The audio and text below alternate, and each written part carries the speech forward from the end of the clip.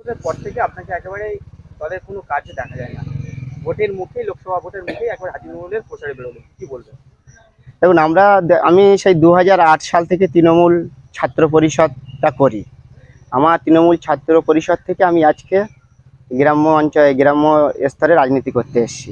এবং আমার যারা সহকর্মী দীর্ঘদিন যারা রাজনীতি করেছে, আমি 5 বছর প্রধান ছিলাম, আমার মা প্রধান ছিল 5 বছর, তার আগে 5 বছর পঞ্চায়েত মেম্বার ছিল।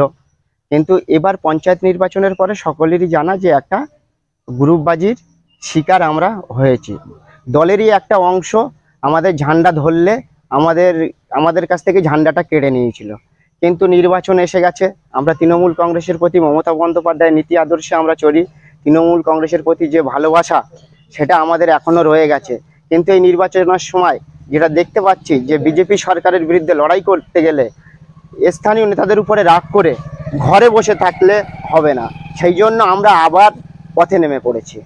দাদা, যাদের সাথে একটা মনোমালিন্য ছিল আপনাদের দলেরই এক অংশ, তাদের সাথে কি সেটাকে তা কাটিয়ে উঠে আপনার তাহলে দলের হয়ে কাজ করছে? আমাদের মমতা বন্দ্যোপাধ্যায় যেমন আমাদের বিধায়িকাকে শাসিয়ে গেছিলেন, তেমনি আবার অভিষেক বন্দ্যোপাধ্যায় ডেকে আমাদের দলের নির্দেশ দিয়েছে এবং সমস্ত ভুল বোঝাবুঝির অবসান ঘটিয়েছে।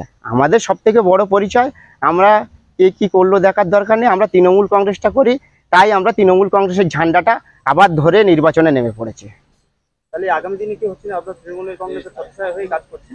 হ্যাঁ, অবশ্যই, আমরা তো তৃণমূল কংগ্রেসের বাইরে কোথাও যাইনি। আগামী দিনে তাহলে আর পরিকল্পনা কি আছে?